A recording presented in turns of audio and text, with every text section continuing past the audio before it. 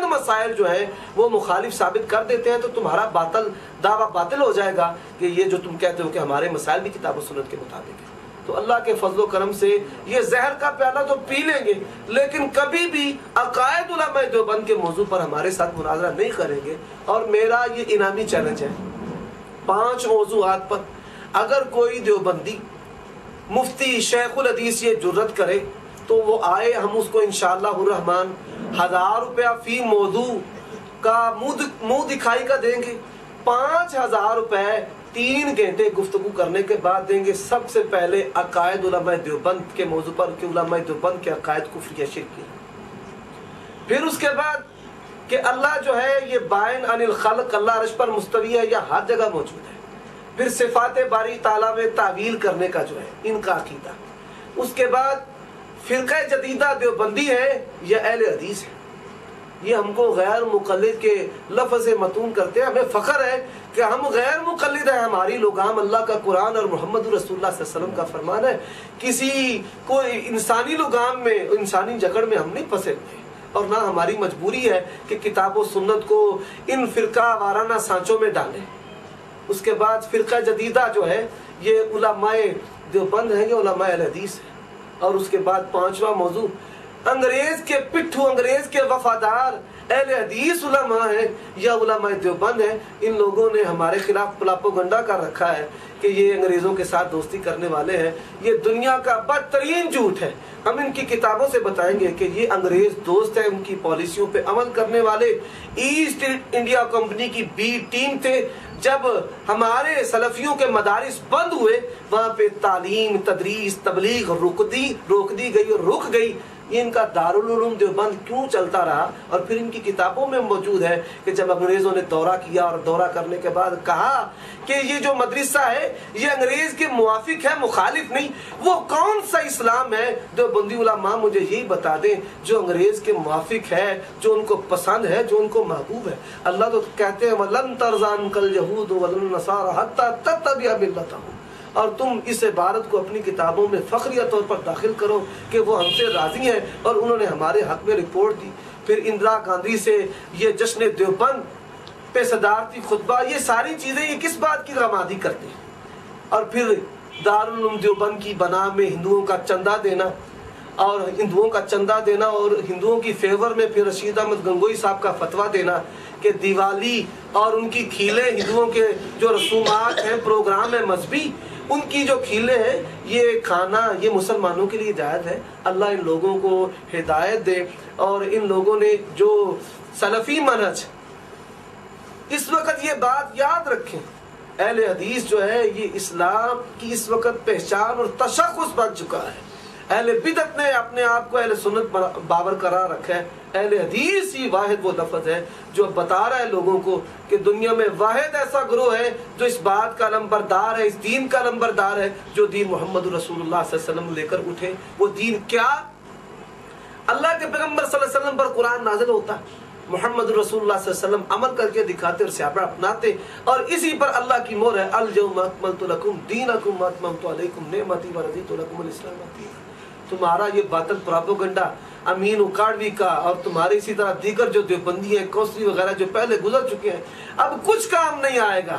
اور یہ اتنے اکابر پرستی میں اندھے ہو چکے ہیں اور غلو اختیار کر چکے ہیں کہ مولوی الیاس صاحب جو تبلیغی ہیں، ان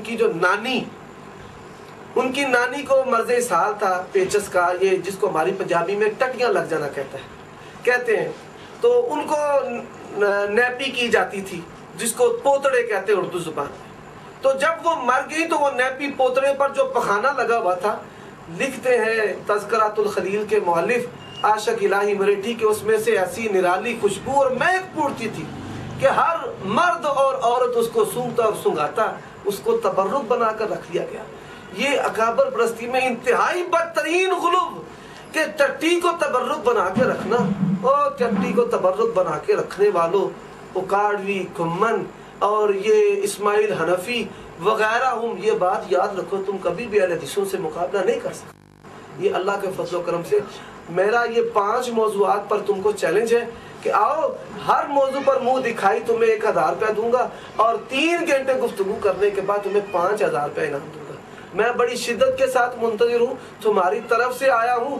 بڑی دیر 70-80 سال تبلیغی بسرا ہمارے اکابرین نے ہم نے اپنے کندھوں پہ اٹھائے رکھا ہے. 50 سال میرے دادا محترم نے, 30 سال میرے والد محترم نے جماعت میں لگائے, چلے سروزے 4 ماہ نہ جانے کیا کیا کچھ کیا. اور یہ حالت تھی اور یہ کیفیت تھی کہ جب قرآن مجید کی آیات اور احادیث پڑھی جاتی تو کچھ اثر نہیں ہوتا تھا. اور اکابر پرستی میں اتنے ہم بڑے ہوئے تھے کہ جب مولوی قاسم نوتوی صاحب نے جی یوں فرمایا, حضرت شیخ نے یوں کہا, تو آنکھوں سے آنسو جاری ہو جاتے تھے. یہ ایک ایسی چیز ہے, یہ ایک ایسی سٹیج ہے کہ جس سٹیج پر جا کر اللہ کا قرآن اور محمد رسول اللہ کا فرمان اثر نہیں کرتا. مسلمانوں پر, مومنوں پر اللہ کا قرآن اثر کرتا ہے, لیکن اس طائفہ پر اللہ کا قرآن اور محمد رسول اللہ کا فرمان اثر نہیں کرتا, بلکہ اکابرین کے قصے, من گڑت کفریہ شرکیہ جو عبارات ہیں وہ یہ بیان کرتے ہیں. اور اسی طرح یہ اس موجودہ دور میں سب سے بڑا جو ان کا فتنہ ہے, وضع حدیث کی جو مشین ہے, حدیث گڑھنے کا ماہر ہے طارق جمیل, بہت بڑا اس صدی کا فتنہ ہے. یہ بھی کتاب و سنت کے مقابلے میں وسیع دین لوگوں میں پھیلا رہا ہے.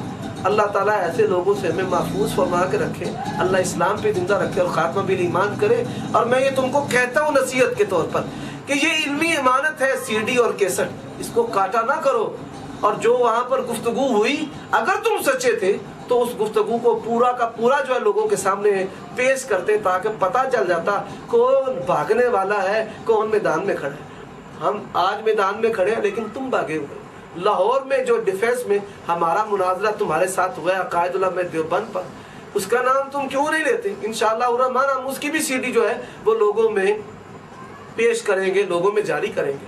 تو میں اپنے اہل حدیث اخوان سے یہ گزارش کرتا ہوں, میرے بھائیوں, ان لوگوں نے ہمیں شریر اور نہ جانے کیا کیا کچھ مشہور کر رکھا ہے. یہ ایک بہت بڑی سازش ہے. بریلوی لوگوں سے ہمارا اختلاف ہے. ہم لوگوں میں یہ بات مشہور ہے کہ بریلوی عوام جو ہے یہ بہت زیادہ عوام اہل حدیث ہوتی ہے, دیوبندی عوام کم اہل حدیث ہوتی ہے.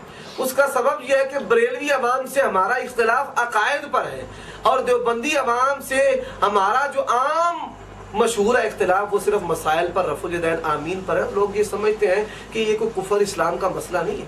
ہمارا اختلاف ان پر نہیں, ایک سازش ہے تمہارے خلاف. تم خبردار ہو جاؤ, آگاہ ہو جاؤ. ان کا ہمارا اختلاف جو ہے وہ عقائد پر ہے, کفریہ شرکیہ عقائد ہیں ان میں بڑے بڑے غلیظ قسم کے.